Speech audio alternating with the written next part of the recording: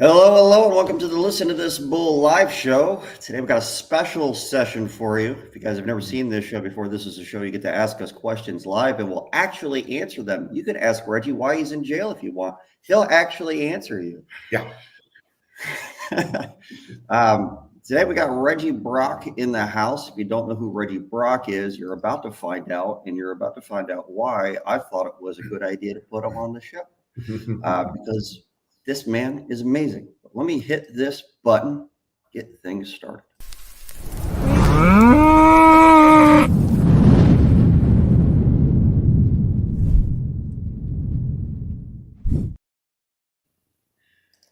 Reggie Brock. How the hell are you? And I promise you, I'm better than I deserve, but thankful whatever I have is mine. And so it's life's really good. I'm enjoying some life in Florida now for the last 3.5 years. And so, I mean, there's no complaints. So most people know you from your days at Beacon Roofing Supply. Yeah. And then you recently left, and so many people are like, what? Why did that happen? What the hell is he doing now? So you want to give a little bit of background about yourself for the audience, and then let's get into it. I was with Beacon for 3.5 years and loved them, loved the people. And I left simply because at the time in my life right now, there are other things that I really want to do that really were not fair to Beacon or anybody else in terms of like me wanting to help people. And, you know, some of the things that I've been able to do over the last several years, we reached a point to where it just wasn't fair, right? It wasn't fair for me to, you know, keep staying at Beacon and, you know, building out a good career. But I feel called to do what I'm doing. And so I just needed to make a transition. I spent 26 years in the insurance business and started out on the life and personal side and kind of moved to property a little bit. I actually got an adjuster's license, a public adjuster's license. And so I've run the gamut. You were a public adjuster too? Yeah. I didn't know that. All right. Yeah. So when we were in Texas, you know, I thought I was kind of wanting to bolster my career a little bit. And I had a bunch of friends that were PAs, and I'm like, you know, this might be a good thing. And I never did anything with it. I got the certification. But yeah, so I've been kind of all over the place with insurance and restoration work, and worked for Mad Sky, a managed repair company, for 3.5 years. Pretty well. I mean, everybody's kind of familiar with my story. But the reason for this last transition is just I was raised around people who really, really, really committed to helping others. And that's never really left me. I've just not been able to put it into practice the way I wanted to. So now's the time where I'm going to kind of launch out on my own and do some things that I feel like help people and, just contribute to lives in a different way. You know, I've seen you on stage so many times, and every time that you're speaking from stage, and this was in a Beacon Roofing Supply capacity of some kind, it's some convention or another, roofing event, or mostly roofing events. And now that I think about it, that I've seen you out there, but you always make a huge impact on the audience, so much so that you seem to have just this massive following that are so very focused and love to hear anything that you have to say. You've impacted me, and that's hard to do because I don't usually get into those kinds of motivational type and self-learning emotional type things. It's not my venue, but you know, it's hard to get through into this heart. But you've been able to do that. So when I heard that you were leaving Beacon, I was like, oh crap, this guy's a powerhouse. It's really making waves. It's really helping people. So I got to know what you're doing now. Yeah. So I think what you said is really, really true. I just enjoy seeing people get better at the life they're doing. You know, I mean, the real things that make me get up every day are knowing that people I've met them in a certain place and they're wanting to get to another place, and they've welcomed me in on their journey. It's just not like I'm the answer guy. It's just like I enjoy walking life with people and kind of helping them to see how they, or at least make some suggestions to them on some changes that they can make to really find the fulfillment that they're after. And I see a lot of people, Matt, that are at one place gazing to another and just don't know how to get there. And I don't have all the answers, but what I have found is that walking life by yourself, especially in difficult kind of areas of life that you can't figure out, is really hard. And so the most meaningful times of my life is when someone's come along and not like said, like, well, you got to do this, this, and this, but like, have you thought about this? Have you considered this? Have you, not trying to make a decision for me, but just enlighten me. And so I've seen that my whole life patterned. And I just think that I offer a lot of, because of my age and experience, I offer some wisdom and understanding to people that can help them maybe get by stuff they've been fighting a long time. And so, my goal is really to mentor leaders, guys that are already kind of in place and they're, they've maybe plateaued a little bit and, they've done all the right things in terms of their business strategies, but there's still some things internally that they battle with. And they're never going to talk about them openly, nor would I suggest it. But I've been able to have like this provoking way about me that causes people to go like, hey, I've maybe avoided some of this stuff personally. I really want to take action on it. Can you help me just kind of support and, just talking to me, let's walking together in some areas and make some suggestions. And it's been powerful for me because I don't feel pressure of like saying, here's the answers. It's just like, how do you get to the answer, and I may be able to redeem some people's time because I've been there and I've done those type of things. And it's personal, it's business. And lately I've seen a lot of people challenging with this whole interpersonal chase for fulfillment, meaning they just don't seem to get along. There's no chemistry in the office or at home or wherever. And so if I nutshelled it, I would just say I work with leaders in particular to help them develop more traits personally and characteristics interpersonally that can help them kind of grow and become really what they've been chasing that they haven't found yet. And so it's interesting. I mean, nothing's the same. I mean, everybody has different kind of challenges that they're facing. And, but anyway, being able just to journey with people and to provoke them because I do think I see and experience things with people, not in a weird way, but just like I have a way of reading people pretty well, and they seem to want to open up to me. And so does that always happen for you? We make progress.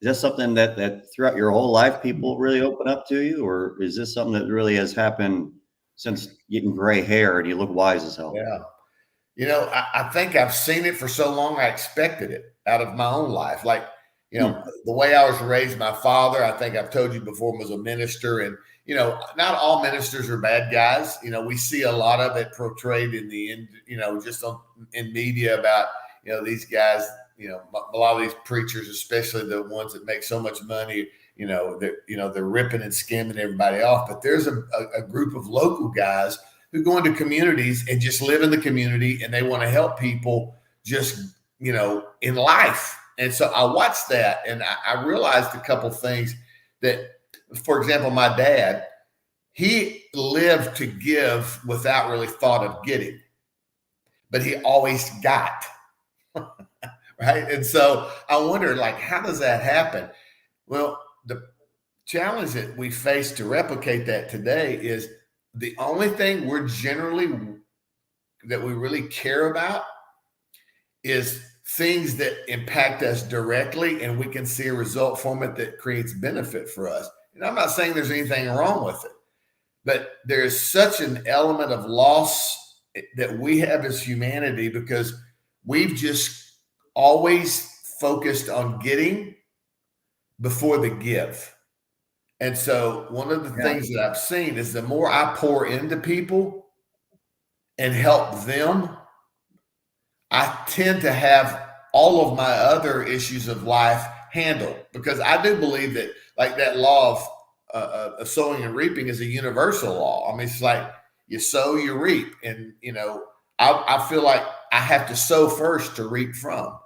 And so the benefit to me with people is it gives me an opportunity to like to pour into people with the goal of their advancement, and it fulfills me. I mean, just like it just fulfills me knowing that I can get on the phone with somebody one night, they call me the next day, and there's new progress in motion. Like they're going like, I get this. That causes great fulfillment with me. And so that's what I chase. How do I help people advance their life in areas generally that are unseen, that I want to talk about, and you know, that gives them the opportunity to really move forward and advance in their life. And if I can do that for whatever years I have remaining, I'm going to do it. I'm doing it with companies right now, just going in with the companies. I can see you now, Matt. Well, that was weird. Yeah. Especially when I had to see the whole screen of myself. That was very weird. So yeah, I work with companies that just like, I bring in thought and, you know, training to their leadership teams on developing what I call these soft skills. You know, hard skills, we have a lot of guys doing that and they do it great. You know, sales and marketing and, you know, working, you know, with adjusters and attorneys and homeowners and our industry. You know, we have a lot of smart people out there, but I think we've missed a huge bullseye of opportunity when we neglect giving people the chance to really expand and to grow internally so that they can have an impact in a different way with the company they're with and the people that they serve. And so my approach is more personal and interpersonal development and growth, as opposed to hard skills like, hey man, you got to get Xactimate 6,402 version or whatever it is now. And so that kind of information speaks to me personally. I like the idea of getting certifications. I like the idea of having something, the soft skills you're talking about. I think that might get me ahead faster than someone else. I've always been the guy that wants to research all the information to know more than the rest of the people around me, so I can put together what's really going on and be able to interact as a result of that. And I learned the hard skills that you're talking about through trial and tribulation and just reflection myself, without ever wanting or desiring to have an outside source help me through those things. So I'd be your hardest audience member ever to sell on this. So what would you say to a guy like me? So I just think you're ignorant. I'm just kidding. Maybe, you know? No, I'm just kidding. No, so I think it might be true. I think that I say that kiddingly, but it's the truth. We have spent years and years and years of seeing life advancement, especially in profession, seen one way. You get better at your technique and you get better at your tactics. You get certification. You bring sales guys in to teach, sales gurus to teach us how to sell better. And there's nothing wrong with that. I think it all matters. Getting smart, educated, and well-informed, and our tools really sharpened is like critically important. Homeowners, nobody wants to deal with somebody who's less than an expert when we're spending money. I mean, that expertise is like really, really important. But I recently asked myself, I've been thinking about this for a couple of years, actually, like, so why is it that we have all these tools, certifications, and resources available to us, but still yet most people still find very little incremental growth professionally? You know, I'm not saying all of them are like that. There's got to be something missing. Sure. So I started studying, and there's a recent article that I read that was put out by Harvard, and I don't read Harvard, but this one must have been in comic books or something. I don't know.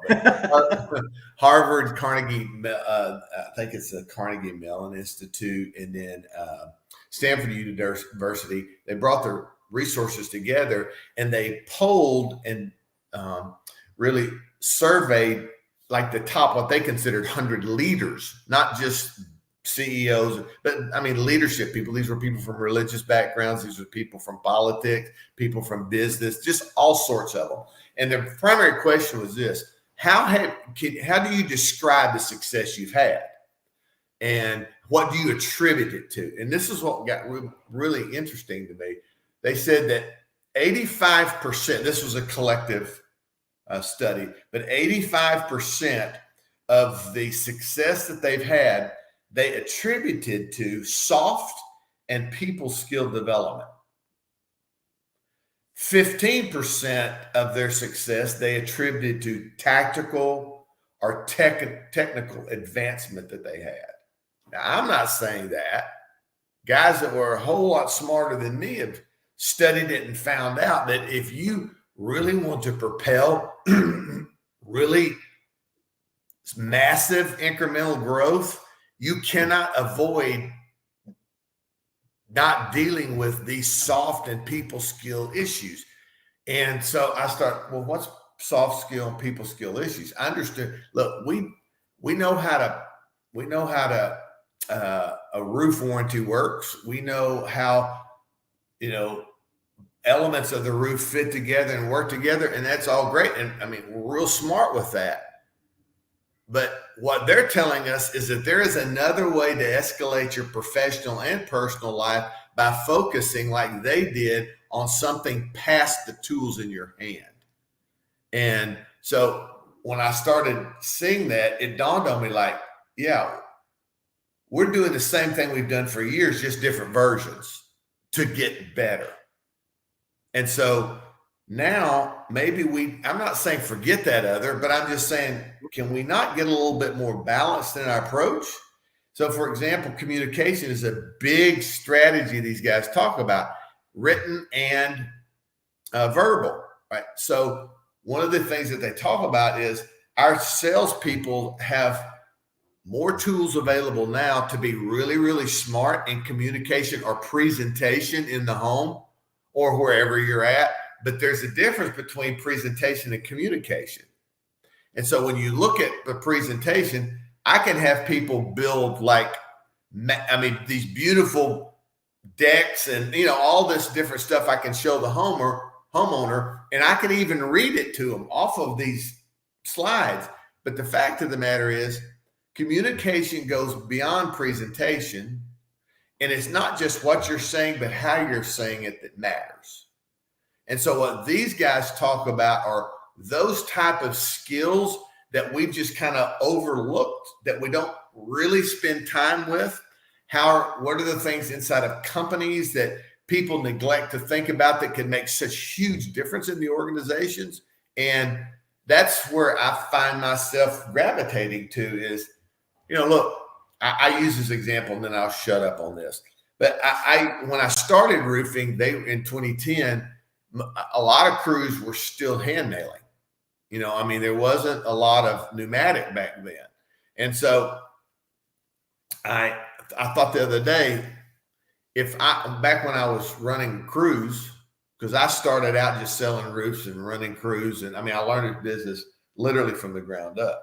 And so I thought to myself, so if I go out, so when I started in 2010, pictometry, aerial pictometry was not even, I'm not saying it wasn't there, but most didn't use it. Very good. And so I had to learn to drop tape. Yep. And I am horrible with math, still am. So my poor wife on Sundays would take me out. She's a pharmacist, but she basically has an applied math degree, just really, really smart.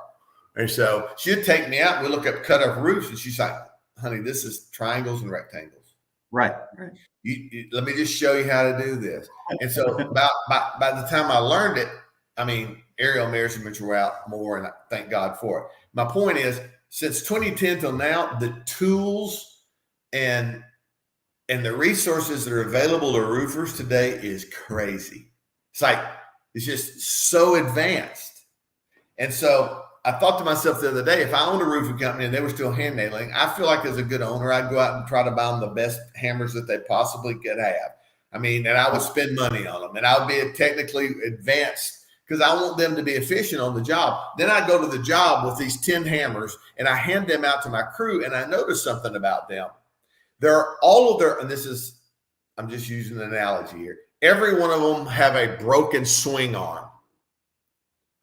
So if they're right-handed, they're swinging, they've broken their right arm. So I hand these tools out to them, but they cannot use them because their arm is broken. And I think that's what's happened to our industry a lot today. We're putting good technology in the hands of people whose arms may be broken. There's something about them that is called, it is not the tool. It's the arm that's swinging it. There's something that's happening to them that is causing them not to be able to use the tools you're purchasing for them effectively. And as a result, we all get frustrated because you've got all the tools. Why aren't you doing a better job? You might need to think about the arm swinging the hammer. It may just be some issues inside of people that they don't want to talk about, but something's broken, right? And or it needs to be adjusted or something so that the tools that we give them can actually be utilized for the purpose that we purchased them for. So I'm not telling people, hey, don't use tools. What I'm telling them is you might need to focus a little bit on why the tools you bought are not really being effectively used by whom you bought them for. And it may be because their swing arm is broken. And so if I can help people to just give room in their minds to go oh, well, maybe it's not that my people suck. It's my people just may have some broken parts that they need to kind of deal with so that when they start dealing with them, they're going to be able to produce at a much higher level. And it won't be because of the tool. It will be because the arm is healed or whatever the situation is. And so I think sometimes we just have to look behind the scenes, so to speak, and just start realizing, and giving people the room to go this may not be because you suck. It may just be because you need some help with some areas and, giving them the grace and the opportunity to do that. What would be the difference between what it is that you're helping with and therapy, I guess? Yeah, that's a good question because I'm not a therapist, don't want to be. I'm not a counselor, I don't want to be. What I really believe is that people have the ability, if they feel like they're understood and being walked and somebody will journey with them on stuff like this. I believe that people can handle their own business. I think that people can finally get courageous enough if they feel like they have been provoked and it's important enough to them to really put some action in plan. And so therapists and counselors are much smarter than me, and I don't try to give advice. What people come to me for is, dude, I'm faced with this. And if I've experienced something, I can go hey, here's some of the things I did. Or here's somebody I know that can really help you focus on this that maybe I'm not equipped for, right? And so the big difference is I don't really get into your mom and your daddy and all that kind of stuff and how you were raised. And I don't do that. I'm you first got to realize that this detachment from reality is true. I mean, it's truly what they're facing, meaning these guys want a more advanced career, but they just can't reach after reaching a certain point. They just can't go any further. And what I believe is this: our personal life and our career advancement are symbiotic. You're going to grow and keep pace professionally with what you're capable of personally. And so it's hard to excel in business when the wiring personally is not in place to pull that off. That's just what I think. So if that's true, then why do so many just absolute dicks end up being so successful sometimes? Yeah. So I do believe this. I think that the rain falls on the just and the unjust. I think we live in a society today where if you can't make a good living in the economy that we all are blessed to be in, you're probably just not really working. And there are some people that even though they may be, that there may be stuff inside of them that's, cancerous, so to speak, and I'm talking about emotionally or not physically, but or emotionally or mentally or something like that, dude, they put in so much time and they put in so much effort, they compensate for it. But they too will reach a point to where reason I can say this confident is I could name names right now, people who you would look at probably and go like, dude, they're like, everything is perfect and everything, because that's the way they've built their life, is on this outward appearance. But inwardly, they know they're like me and you. They face stuff that they've just been able to compensate for, either in working more or in some cases, they've gotten lucky where some people haven't. Compensating for it. Yeah. So, if you get a broken bone or you have an injury, your body will compensate and work around that. Suddenly start giving you issues in different parts of your body because of the compensation. So without addressing the actual issue, you could actually do yourself more harm down the road, even though you might feel like you're doing just fine. And I think what I tell people is, and we're not talking about just having a really big lifted truck when we're talking about compensating, right? Right. That's true. Here's what I say: if people they're trying to change the wrong things in their life, when the toothpaste is already out of the tube, it's too late, bro. You can't stick it back in there. You got to figure out what's happening that's led to the result that you're not comfortable with or other people aren't comfortable with. And it takes courage to do that kind of stuff, to where you're like, especially if you're successful and in the eyes of people, and you're killing, everybody's like, oh my God. And, you feel like you don't have time to slow down and deal with this stuff. But what I'm seeing is that people are dialing into this more and more and going like, look, my life isn't horrible, but there's some things that are holding me back, that are unresolved. There are issues that I now can identify as why I'm not really good at building a culture inside of my company, because there's things that I do that don't support us having a meaningful culture that people are drawn to. And so I just kind of come in and go like, hey man, let's look at this leadership from two different perspectives. What are the personal things that you may, and I don't go like, all right, write them down and send them to me and sign it in blood. It's like, just, you need to be aware that some of these distractions you're having, there's a reason for it. And maybe before we can go forward, we have to look back a little bit. Yeah. This that you're seeing, this toothpaste already out of the tube, how did we get there? It's like, and so if people will take time to just look back and to start thinking about, oh, well, this tends to happen when this happens. And then they start like figuring out ways that they can alter that so that the same result doesn't occur. Dude, that's where the magic is. It happened for me, and it happened. Listen, I'm going to say this, and I promise I'll shut up. I do believe this. We will only chase what we have appetite for. So you're not going to find me one day starved to death for rutabagas. I have zero appetite for it. You could drive back up a dump truck to my yard and say free rutabagas for life, and just dump them off, and I would never touch one of them. I hate them.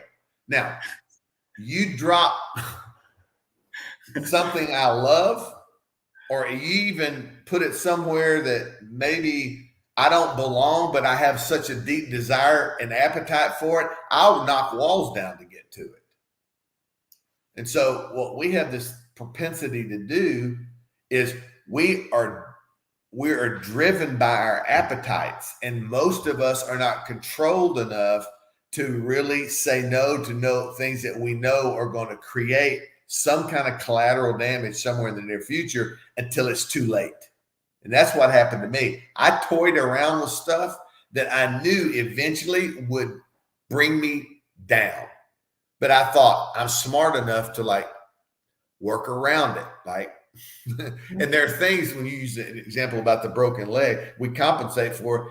I have things in my body right now that, because I treated my body bad in the past, I limp, so to speak, with it now. I mean, it's like because I tried to compensate for it as opposed to fixing it. And so, I think that's where people live. It's like, hey, I've got to make some adjustments, but noticeable and lasting change is tough. And honestly, most people don't want to put the work in. So Tom from the audience made a comment, trying to think yourself into better performance or behavior has its limitations.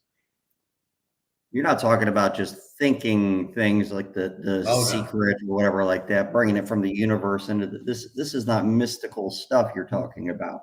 Yeah, no, this is actionable items. I do believe you've got to think about things to really spur action. Because if you don't think about it, you don't have any idea what actually to do with it.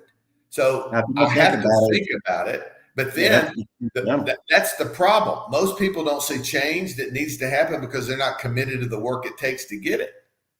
So to his point, this ain't about just thinking about stuff. This is about recognizing it, being very self-aware, being willing to take the necessary steps and the adjustments that are required to get the action and the results you're looking for. This ain't just let's think a good life. This is like figuring out what a good life is and chasing it with the actions required to get there.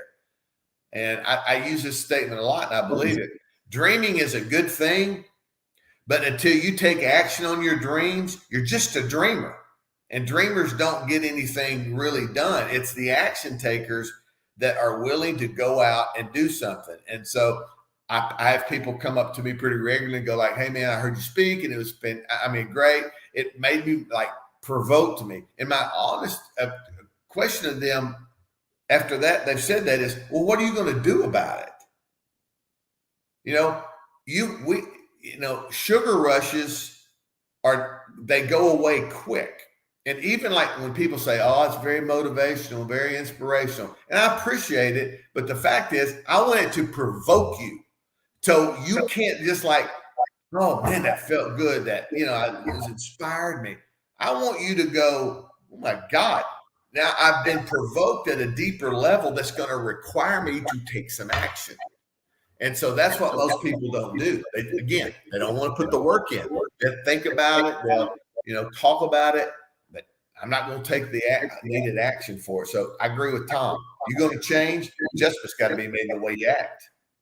Yeah, if you're not actively doing anything, it's just not going to happen. You can't wish things to just happen for you. And this is thinking about it and developing a plan and actually. And I'm not. This is not I don't lead kumbaya campfire services. I'm not.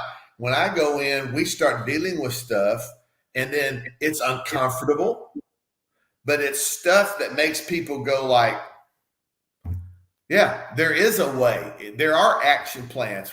We talk about those things so that we're incrementally getting to whatever's next that's important to people. And they're trying to eliminate some of these obstacles that have kept them from getting there. And so, this is tough. And that's why change is so hard to get. Most people just don't want to mess with it hard enough to work on it. It's got to be worse now than before with so many things changing so very rapidly. I don't know if humans were designed to be as adaptive as we're having to be these days. We're adaptive.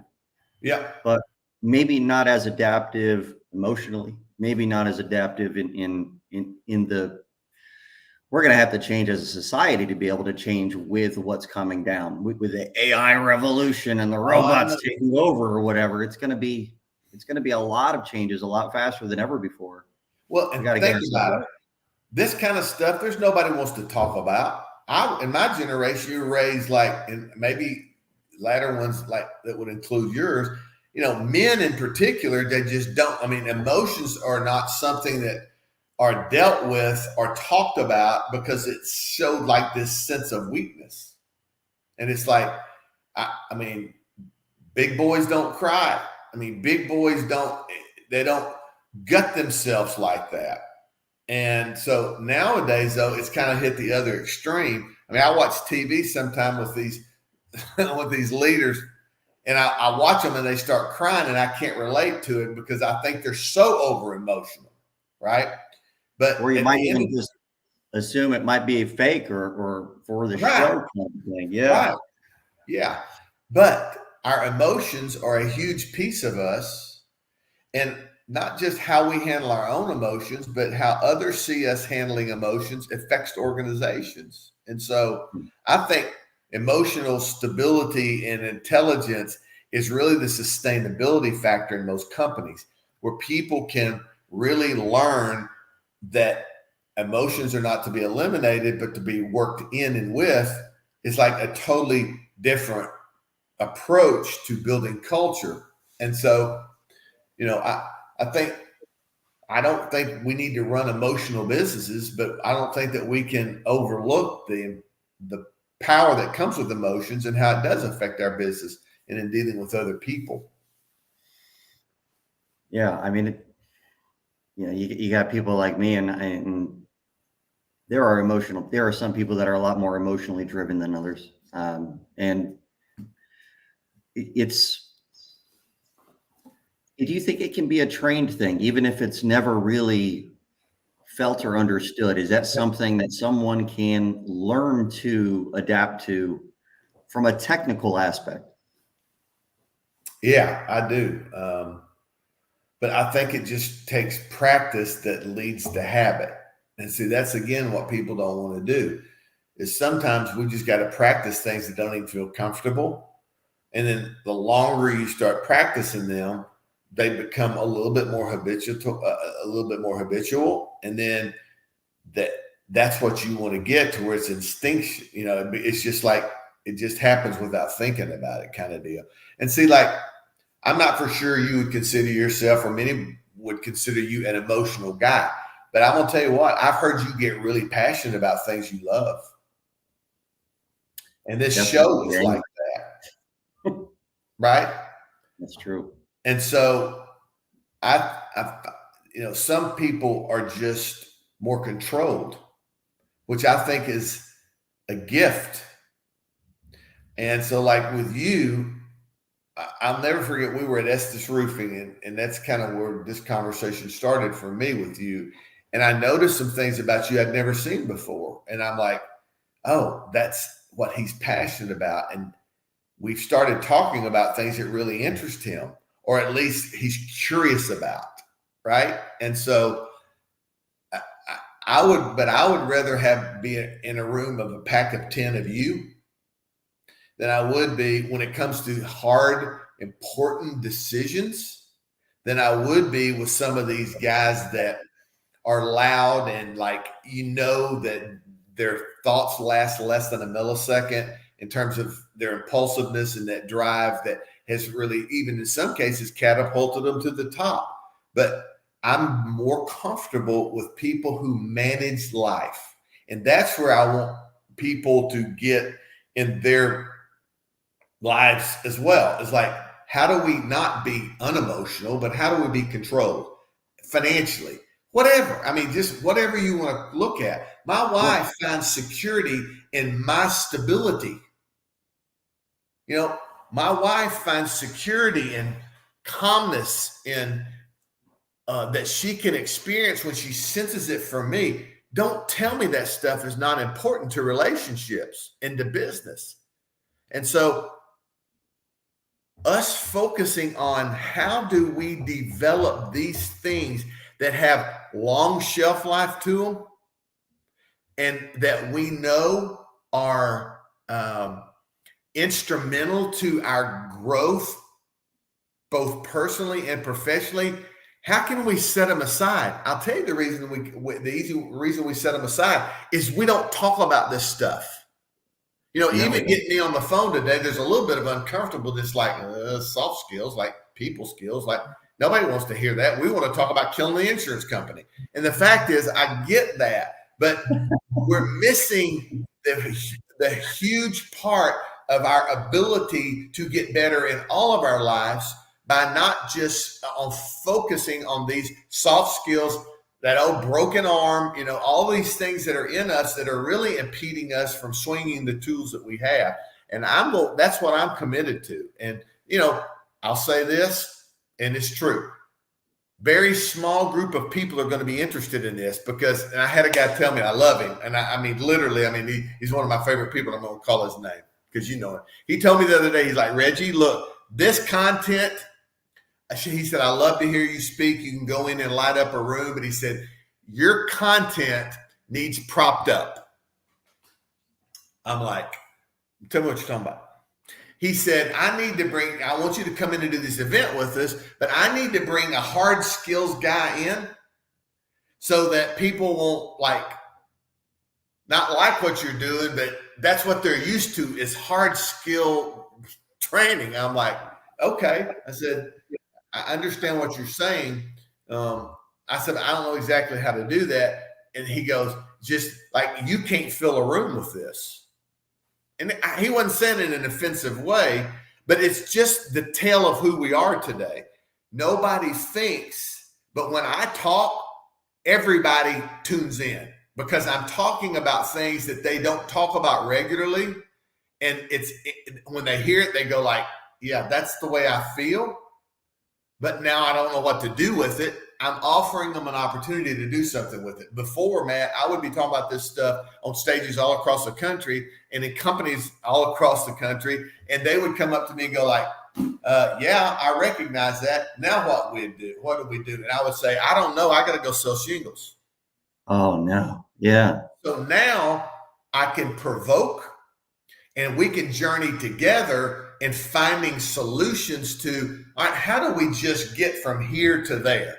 Right? This is what you want. And maybe we just need to focus not so much on another sales guru coming in, but more on what it is. What are the characteristics you need to develop? How can we do that? And now let's start setting that practice routine. And so then ultimately what will happen is you're going to see this incremental kind of growth. It's going to be slow. And that's what I tell owners all the time. Dude, I don't carry magic pills in my back pocket.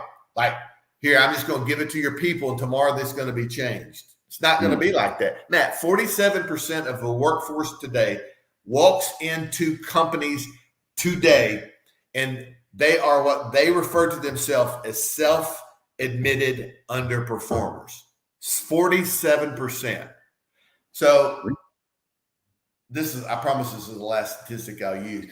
But I wondered, why is that? It didn't say that the owners of the company were saying their employees were underperforming. The employees were saying that. And so the first thing they were saying it about themselves. And so I thought, what the heck? Why would they say that? I thought bad culture. So what would you think? Bad culture, poor training. That was my list. What does yours look like? Yeah, I would have thought culture. It's an environment where they don't feel like they need to, maybe, or that it would matter. So laziness will set in an environment. I've had those issues in my own organization over the years. So I'm calling it bull. Yeah. Because the statistics that I read, and I'm telling myself that too. The statistics, the revelation of the story was this. Those underperformers said this: the reason I underperform is because I have personal issues at home that have nothing to do with my workplace, but I cannot leave them at home. I drag them with me and they affect my day.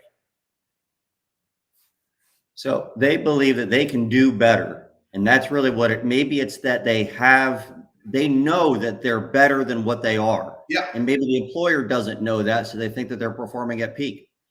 But the employee.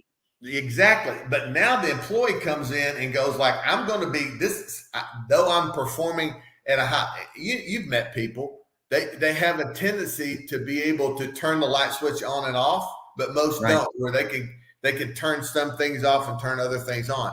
These people walk in and what they think is this: I'm going to be, it's still going to catch up to me. And so that's why you see a lot of people, their turnover, not the only reason, but there's a lot of turnover rate early within, I think, the 18 months, the last statistic I read said. And some of it, now this study shows, is because they feel like the employer is starting to catch up with their ways. And so rather than an explosion happen, they go find another gig. And so again, I've got now 18 more months to hide this stuff instead of dealing with this stuff. And obviously there are some poor cultures out there too, and No as I was going to allude to, that this isn't only an internal issue per employee, obviously, but that's really interesting. So they feel like they're about to get caught. Yep. And they'll be exposed to the fraud that they are. They have imposter syndrome because they know that they could be doing better. Man. And you know what? I don't know that it necessarily means they're imposters. I just think that they, in their own mind, don't feel like that who they really are can actually be seen, though it may not even affect their people's perception of their performance. They're not going to get vulnerable like that. And because there's that fear of loss and going like, if they knew this about me and I, whatever the situation was, they wouldn't want me here anyway. So you do live that imposter life a little bit. But at the end of the day, people just have fear and lack confidence that if they're truly themselves, that people will still want to engage with them in a relationship, personally, in a workplace environment. It just, and the fact of the matter is, it holds people back. And so, I'm after, look, how do we get better? Where are these alterations that you can make? Here's some things that we can do together. And like, we have calls with all of us. It's not like me calling and talking to Matt and then Matt. No, we get on the phone together and start talking, or live when I'm able to do that. And we just start, speaking in a real honest and vulnerable way about things. Because here's what I know.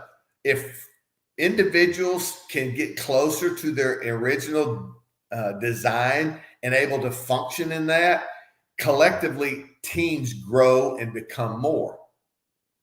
And so this really is about team build, and this is about creating cohesion, and this is creating about unity.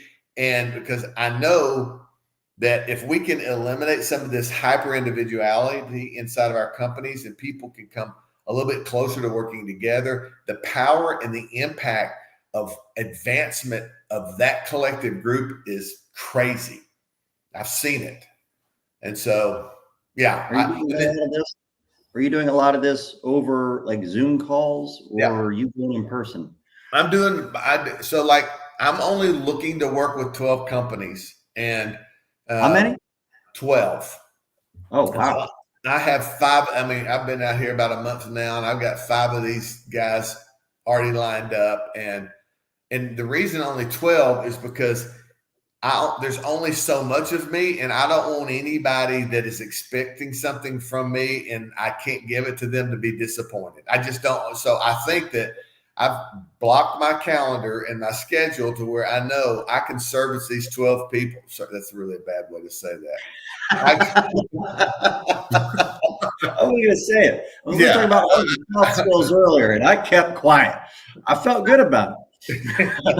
I can serve these people. That's still not really a good word. I can journey. I can walk with these people. I can work with these people and not feel like I'm neglecting anybody because I got to rush on to the next one. And so it's 12 to me. I think there's some pattern that we're going to build and some things that I think we're going to learn from in this first year to maybe be able to help more people in the future. But right now, I'm just focused on 12. And, I do a couple of calls. I go, like, I'm leaving. My wife and I are leaving in that RV Monday we're going to Birmingham, and then we're going to Missouri, and then down to Texas for about 3. We'll be going 3.5 weeks, 2.5 weeks anyway. And we're going to places, and I'm talking to people, and we're training, and then I've got some other things that have come up so that's my core conviction is my 12 and us working together. I also do some day training. I'm going in for half a day at one place, maybe a day somewhere else, and really just focused on this concept. And then, I'm probably, Matt, going to do maybe 3, if I'm asked, 3 or 4 kind of conference things or, events over the year. And then Connie and I are just going to enjoy life. And that's the way to be. So who would be the ideal other 7 people? What kind of Yeah. your ideal client? Who do you want? Who are you looking for? Yeah. So I think that, I've tried to figure out if there's a revenue that they're going to fall in. It doesn't feel right with me.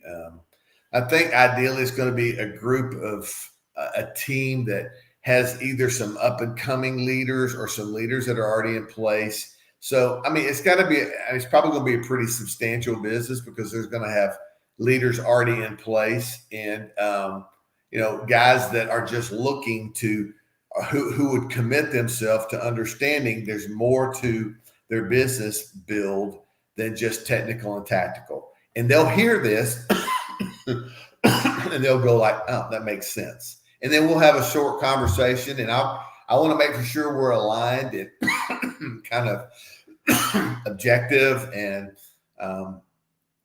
we're kind of on the same page. That's the really cool thing I like about what I'm doing. I can work with whoever I want.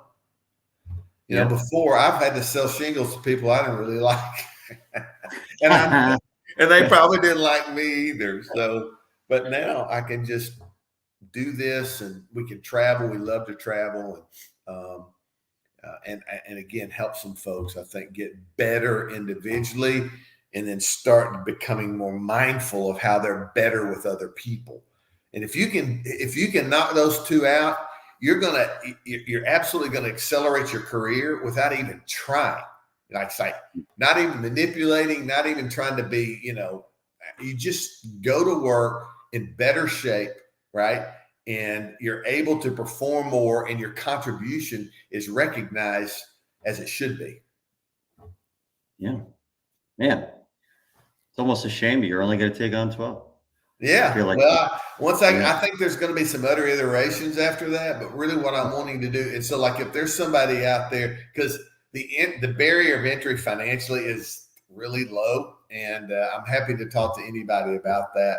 But if you're interested in growing your people, number one, yourself and your leadership team, which cascades down to your organization, this is I would love to talk to you because there's some unique things and some fresh initiatives I believe that we're bringing in to people's companies. And, we're already seeing really great things happen. But if somebody's interested, just, reach out to me. I'm pretty easy to find on social media. And, I'm Reggie. You can get me at Reggie at reggiebrock.com. And, I think that we're going to do some great things together. Yeah, well, that's great, man. Again, getting through to a guy like me takes a lot. So the fact that you did means I feel like you have so much to offer, and I really wanted to put you out here, man. You're not my typical guest. I know that. I'm one of the typical guys, but exactly. I'm glad that we've done this because I think it's important. I think that I probably need a lot more. Let me ask you a question. I'm just curious. I wasn't even intended to ask this, but what about what I have been saying kind of interested you or broke through to you that somebody that I wouldn't have typically thought, would have had much interest? And that's me prejudging, but what were those things? I hadn't thought about it. Someone like me, I definitely think about my own flaws a lot. I think I internalize a lot of things and then I introspect often, and I try to listen as much as possible. I'm not the most vocal guy in the room. It surprises a lot of people. I'm always listening. I'm always trying to learn as much as I can. But you were pointing out things that were wrong with you that I'd never considered about myself. Oh, wow. And I think that's what really probably broke through to me is you made me consider if those were potentially things that I've overlooked about me. So it made a difference. Your own personal story made a difference for me. And that generally doesn't happen because I really don't give a shit about people's personal stories sometimes. I just don't. And it was crazy that it got through to me. So I think that's what it was, though. It was something different that I'd never really considered. And to be honest, I don't even remember what it was. Yeah. But yeah, I get that. I get that. I think that there's just, and I know we're trying to wrap this up, but I wanted to say this. All I ask people is if they're provoked, is just examine it. Like why would, like I just was looking at the comments too. Brandon Ford, he asked, what about small companies? Is there too small? There you go. No, there's not too small. What I would suggest you do, Brandon, is just reach out to me. Just text me or email me or direct message me or whatever. Reggie at reggiebroad.com is the easiest. And let's just talk. And I promise you, it'll make fiscal sense. That's not going to deter you from doing this. But yeah, those are the kind of things I don't want to miss that. So those are the kind of things, Matt, that I think matter to me is like just creating initial attraction. If this is something that appeals to people, I want one, like if Brandon called me and goes like, one of the first questions I'm going to ask him is what was said that interested you? Because I want to know what the basis is that we begin with. And, it usually just opens up people's to talk about different things. But I use, and this, I'll close with this. I've said that 8 times, but I'm going to try. So there's a word that I've studied that a word it's a Latin word. And it's the word metron. And the word metron means your scope of influence and the real impact that you have.